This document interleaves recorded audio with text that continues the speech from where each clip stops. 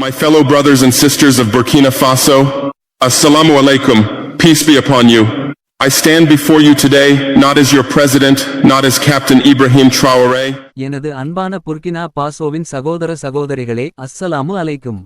உங்கள் மீது அமைதி நிலவட்டுமாக. நான் இன்று உங்கள் முன் நிற்பது உங்கள் ஜனாதிபதியாகவோ கேப்டன் இப்ராஹிம் ட்ராரோரேயாகவோ அல்ல, ஆனால் ஒரு மனிதனாக, ஒரு தேடுபவனாக, ஒரு கேள்வி கேட்பவனாக, சந்தேகத்தின் பள்ளத்தாக்குகளில் நடந்து நிச்சயத்தின் மலை உச்சியை அடைந்த ஒரு ஆத்மாவாகவே. இன்று எனது வாழ்வின் மிகவும் அந்தரங்கமான பயணத்தை உங்களுடன் பகிர்ந்து கொள்கிறேன். இந்த பயணத்தைப் பற்றி உங்களில் பலர் கிசுகிசுக்களாக கடிதங்களில் வெள்ளிக்கிழமை தொழுகைக்குப் பிறகு பள்ளிவாசல்களின் அமைதியான மூலைகளில் என்னிடம் கேட்டுள்ளீர்கள்.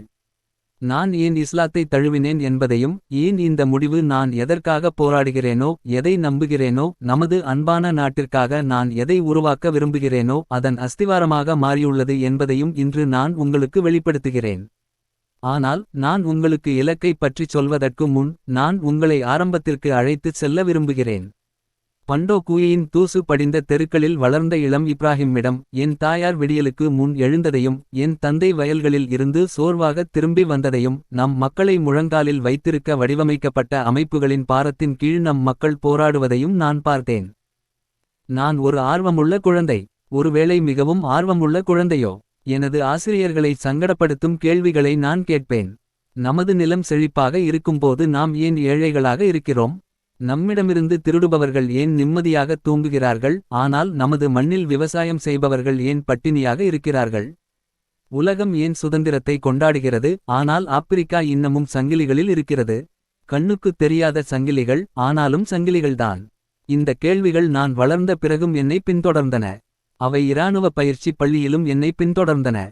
அவை இராணுவ முகாம்களிலும் என்னை பின்தொடர்ந்தன. மேலும் புர்கினா பாசோவை என்றென்றும் மாற்றிய புரட்சியிலும் அவை என்னை பின்தொடர்ந்தன. ஆனால் மற்ற எல்லா கேள்விகளையும் விட ஆழமான ஒரு கேள்வி இருந்தது. அது அணைய மறுக்கும் சுடர் போல என் இதயத்தில் எரிந்து கொண்டிருந்தது. நாம் ஏன் இருக்கிறோம் என்று தெரியாவிட்டால் இந்த போராட்டத்தின் நோக்கம் என்ன? நான் கண்டறிந்த அனைத்தையும் படித்தேன். மார்க்சும் லெனினும் பொருளாதாரச் சுரண்டலை பற்றி எனக்கு கற்றுக் கொடுத்தனர். சங்காரா கண்ணியம் மற்றும் தன்னம்பிக்கையை பற்றி எனக்கு கற்றுக் கொடுத்தார். ஃபனான் காலனித்துவத்தின் உளவியலை பற்றி எனக்கு கற்றுக் கொடுத்தார். ஆனால் அவர்களால் என்னை இரவில் விழித்திருக்க வைத்த அடிப்படை கேள்விக்கு பதிலளிக்க முடியவில்லை. நான் யார்?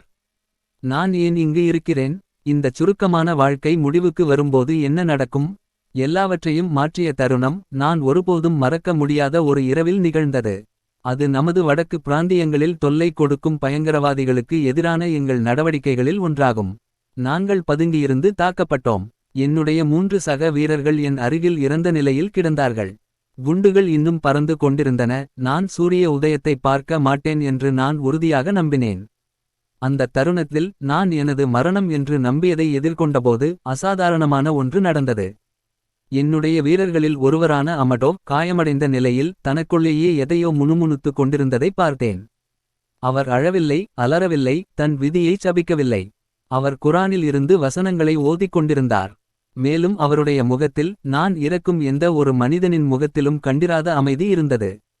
நான் அழுக்கு மற்றும் இரத்தம் வழியாக தவழ்ந்து அவரிடம் சென்றேன். அமடோவ், நான் மெதுவாக கேட்டேன், உனக்கு பயமாக இல்லையா? சுற்றியுள்ள குழப்பங்களுக்கு அப்பால் பார்ப்பது போல் தோன்றிய கண்களால் அவர் என்னை பார்த்தார். மேலும் அவர் கூறியது மாதக்கணக்கில் என் மனதில் எதிரொலித்தது, கேப்டன், இது ஒரு வாசல்தான் என்று எனக்கு தெரியும் போது நான் எப்படி மரணத்திற்கு அஞ்ச முடியும்? நான் அல்லாஹ்வுக்காக வாழ்ந்தேன், இப்போது நான் அல்லாஹ்விடம் திரும்புகிறேன். இது ஒரு முடிவு அல்ல, இது ஒரு ஆரம்பம். அமடோவ் அன்று இரவு இறந்தார், ஆனால் அவருடைய வார்த்தைகள் எனக்குள் வாழ்ந்தன. அன்றிரவுக்குப் பிறகு என்னால் ஓய்வெடுக்க முடியவில்லை. நான் இஸ்லாத்தை ஒரு வெளியாட்களாகவோ ஒரு சாதாரணமாக பார்ப்பவனாகவோ அல்லாமல் உண்மையைத் தேடும் ஒரு தீவிர தேடுனனாக படிக்க ஆரம்பித்தேன். நான் குரானை படித்தேன், முதலில் பிரெஞ்சு மொழியிலும் பிறகு நான் மொழியைக் கற்றுக்கொண்டதால் அரபியிலும் படித்தேன். முஹம்மது நபியின் வாழ்க்கையை படித்தேன். இஸ்லாமிய வரலாறு, இஸ்லாமிய தத்துவம், இஸ்லாமிய நாகரிகம் ஆகியவற்றை படித்தேன். நான் கண்டுபிடித்தவை என் ஆழத்தில் என்னை கலங்கடித்தன. நான் எப்போதும் கேட்ட ஒவ்வொரு கேள்விக்கும் பதிலளிக்கும் ஒரு உலகப் பார்வையை நான் கண்டறிந்தேன். அது ஆன்மீக ரீதியில் மட்டுமல்ல, சமூக ரீதியாகவும் இருக்கும். தனிப்பட்டது மட்டுமல்ல, கூட்டு ரீதியாகவும் இருக்கும். கோட்பாட்டளவில் மட்டுமல்ல, தீவிரமாக நடைமுறை ரீதியாகவும் இருக்கும் ஒரு அமைப்பை நான் கண்டுபிடித்தேன். இஸ்லாத்தைப் பற்றி என் இதயத்தை கவர்ந்தது எது? இதுவே நான் தேடிக் கொண்டிருந்த உண்மை என்று நான் ஏன் உறுதியாக அறிந்தேன் என்று நான் உங்களுக்குச் சொல்கிறேன். முதலாவதாக தவ்ஹீத் இறைவனின் முழுமையான ஒருமைப்பாடு. போட்டி சித்தாந்தங்கள், பிளவுபட்ட விசுவாசங்கள் மற்றும் பொய்த் தெய்வங்கள், பொருள்முதல்வாதம், தேசியம் மற்றும் ஈகோ ஆகியவற்றின் உலகில் இஸ்லாம் எனக்கு ஒரு தெளிவான பதிலை கொடுத்தது. ஒரே ஒரு படைப்பாளன், ஒரே ஒரு பராமரிப்பாளர், ஒரே ஒரு நீதிபதி மட்டுமே இருக்கிறார். மற்ற அனைத்தும் படைப்புகள்தான். இது மக்களை மகிழ்விப்பதற்கான சர்வாதிகாரத்திலிருந்து, அமைப்புகளுக்கு அஞ்சுவதிலிருந்து, என்னை படைத்த ஒருவரைத் தவிர வேறு யாருக்கும் அல்லது எதற்கும் தலைவணங்குவதிலிருந்து என்னை விடுவித்தது. இது ஒரு புரட்சியாளருக்கு என்ன அர்த்தம் என்று உங்களுக்கு புரிகிறதா? இதன் பொருள் நான் எந்த மேற்கத்திய சக்திக்கும் பயப்படுவதில்லை. நான் எந்த சர்வதேச நிறுவனத்திற்கும் பயப்படுவதில்லை. நான் எந்த அச்சுறுத்தலுக்கும், எந்த தடைக்கும், எந்த சதிக்கும் பயப்படுவதில்லை. ஏனென்றால் என் பயம் அல்லாஹ் ஒருவனுக்கே உரியது. மேலும் நீங்கள் அல்லாஹ்வுக்கு மட்டுமே பயப்படும்போது நீங்கள் வேறு எதற்கும் அஞ்சமாட்டீர்கள். இரண்டாவதாக சலாஹ் 5 வேளை தொழுகை. நான் ஒரு செயல் மனிதன். எப்போதும் நகர்ந்து கொண்டிருப்பவன், எப்போதும் திட்டமிடுபவன், எப்போதும் போராடுபவன். ஆனால் இஸ்லாம் எனது அனைத்து இராணுவ பயிற்சிகளும் கற்றுக் கொடுக்காத ஒன்றை எனக்கு கற்றுக் கொடுத்தது: அசைவற்றிருக்கும் சக்தி. ஒரு நாளைக்கு 5 முறை நான் நிறுத்துகிறேன், நான் குனிகிறேன், நான் சாஷ்டாங்கமாக விழுகிறேன். என் விதியின் ஆசிரியர் நான் அல்ல என்பதை நான் நினைவில் கொள்கிறேன். இந்த பிரார்த்தனைகள் இறைவனுடன் நான் செய்யும் மூலோபாய திட்டமிடல் அமர்வுகளாக மாறியுள்ளன. சாஷ்டாங்கத்தின் அமைதியில் எந்த இராணுவ விளக்கமும் வழங்க முடியாத தெளிவை நான் கண்டேன். மூன்றாவதாக ஜகாத் தேவைப்படுபவர்களுக்கு கொடுக்கும் கடமை. இங்கே குவிப்பதைப் பற்றி அல்ல, ஆனால் சுழற்சியை அடிப்படையாகக் கொண்ட ஒரு பொருளாதார அமைப்பு உள்ளது. பதுக்கி வைப்பதைப் பற்றி அல்ல, ஆனால் பகிர்வை பற்றியது. செல்வம் என்பது ஒரு சோதனை, ஒரு கோப்பை அல்ல என்று இஸ்லாம் எனக்கு கற்றுக் கொடுத்தது. ஒவ்வொரு ஆண்டும் முஸ்லிம்கள் தங்கள் செல்வத்தின் ஒரு பகுதியை ஏழைகளுக்கு கொடுக்க வேண்டும். ஒவ்வொரு வசதி படைத்த புர்கினாபேவும் இதை நடைமுறைப்படுத்தினால் என்ன நடக்கும் என்று கற்பனை செய்து பாருங்கள். அந்நிய உதவி அல்லது அரசாங்கத் திட்டங்கள் மூலம் அல்ல, ஆனால் வயிற்றை நிரப்பும் அதே வேளையில் இதயத்தை மாற்றியமைக்கும் ஒரு ஆன்மீக கடமையின் மூலம் நாம் வறுமையை ஒழிப்போம். நான்காவதாக சௌம், ரமலான் மாத நோன்பு. இராணுவத்தில் நான் ஒழுக்கத்தை கற்றுக்கொண்டேன். ஆனால் ரமலான் எனக்கு வேறு வகையான தன்மையை அடக்குதலைப் பற்றி கற்றுக் கொடுத்தது. ஒவ்வொரு ஆண்டும் ஒரு மாதம், உலகெங்கிலும் உள்ள முஸ்லிம்கள், பணக்காரர்கள் மற்றும் ஏழைகள், பலம் வாய்ந்தவர்கள் மற்றும் பலவீனமானவர்கள் ஒன்றாக பசியை அனுபவிக்கிறார்கள், ஒன்றாக பரிவு கொள்கிறார்கள், ஒன்றாக ஆன்மீக உயர்வை பெறுகிறார்கள். இதுதான் தேசத்தை கட்டமைப்பதற்கான சிறந்த வழி. இது எந்த அரசியல் சித்தாந்தத்தாலும் உருவாக்க முடியாத ஒற்றுமை. ஐந்தாவதாக ஹஜ், மக்காவிற்கு புனித பயணம். நான் இன்னும் இந்த யாத்திரையை மேற்கொள்ளவில்லை என்றாலும் அதன் கருத்து என்னை ஆழமாக அசைத்தது. வாழ்நாளில் ஒருமுறை, முடிந்தால் ஒவ்வொரு முஸ்லிமும் மக்காவிற்கு செல்ல வேண்டும். அங்கு மருத்துவர் விவசாயிக்கு அருகிலும், ஜனாதிபதி தொழிலாளிக்கு அருகிலும் நிற்கிறார்கள். அனைவரும் ஒரே இணையவரும் அல்லாஹ்வுக்கு முன்னால் சமம். சீருடைகள் இல்லை, பட்டங்கள் இல்லை, வேறுபாடுகள் இல்லை. அதன் தூய்மையான வடிவத்தில் மனிதநேயம், வழிபாட்டில் ஒன்றுபட்டிருக்கிறது. ஆனால் என் அன்பான சகோதர சகோதரிகளே, நான் இஸ்லாத்தை தழுவியதற்கான ஒற்றைக் காரணத்தை, என் உறுதியை உறுதிப்படுத்திய ஒரு விஷயத்தை நீங்கள் என்னிடம் கேட்டால், அதுதான் இஸ்லாம் நீதியின் மார்க்கம். ஆப்பிரிக்க தலைவர்களை தண்டிக்கும், ஆனால் மேற்கத்திய போர் குற்றவாளிகளை புறக்கணிக்கும் சர்வதேச நீதிமன்றங்களின் நீதி அல்ல. பலவீனமானவர்களுக்கு மட்டுமே பொருந்தும், ஆனால் பலமானவர்களுக்கு பொருந்தாத ஐக்கிய நாடுகளின் தீர்மானங்களின் நீதி அல்ல. தங்களது சொந்த நன்கொடையாளர்களின் கொள்கைகளை தவிர மற்ற எல்லா இடங்களிலும் ஒடுக்குமுறையை காணும் மனித உரிமை அமைப்புகளின் நீதி அல்ல. நான் உண்மையான நீதியை குறிக்கிறேன், இறைவன் அளித்த நீதி. உலகம் முழுவதும் அதற்கு எதிராக நின்றாலும் நிலைத்திருக்கும் நீதி. சூரா நிசாவில் அல்லாஹ் கூறுகிறான்: நம்பிக்கை கொண்டவர்களே, நீங்கள் உங்களுக்கோ அல்லது பெற்றோருக்கோ அல்லது உறவினர்களுக்கோ எதிராக இருந்தாலும் அல்லாஹ்வுக்காகவே நீதியை நிலைநாட்டுவதில் உறுதியாக நில்லுங்கள்.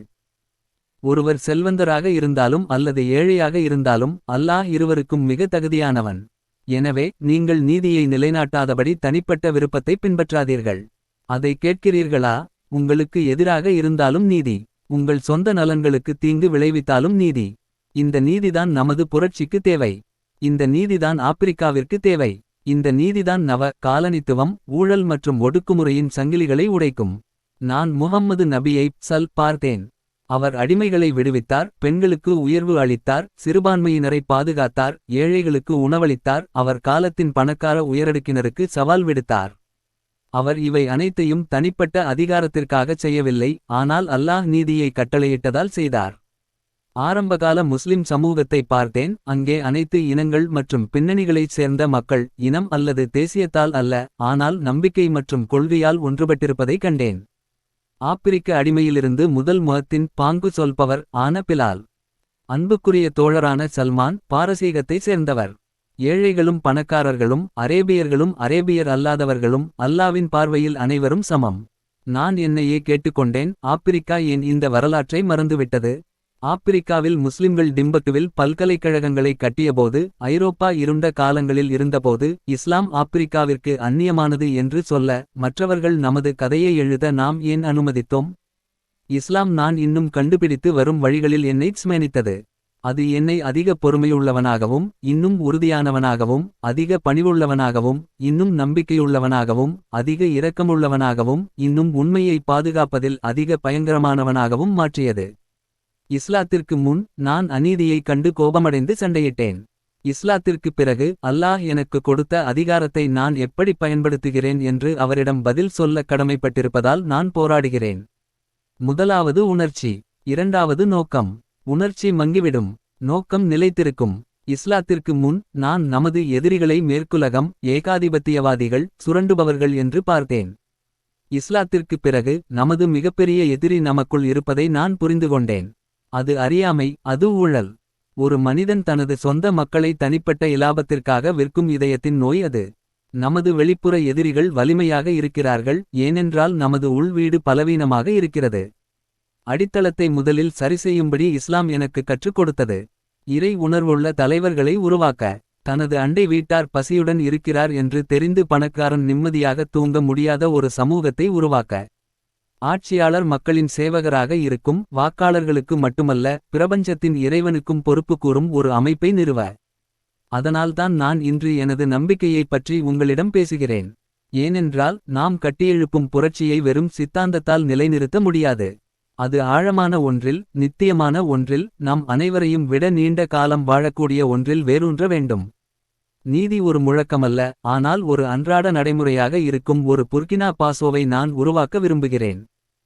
நமது குழந்தைகள் குரானையும் கற்று கணிதத்தில் தேர்ச்சி பெறக்கூடிய ஒரு இடம். நமது விவசாயிகள் தங்கள் நிலத்தை வைத்திருக்கிறார்கள். நமது தங்கம் நமது மக்களுக்கு சேவை செய்யும் வரை நமது மண்ணில் இருக்கும். நாம் ஆப்பிரிக்கர்களாக இருப்பதற்கு வெட்கப்படாமல், முஸ்லிம்களாக இருப்பதற்கு மன்னிப்பு கேட்காமல், சுதந்திரமாக இருப்பதற்கு பயப்படாமல் இருக்க வேண்டும். நான் மதத்தை அரசியலுடன் கலக்கிறேன் என்று சிலர் சொல்வார்கள். அவர்களுக்கு நான் சொல்கிறேன், அவை எங்கே பிரிக்கப்படலாம் என்று எனக்கு காட்டுங்கள்.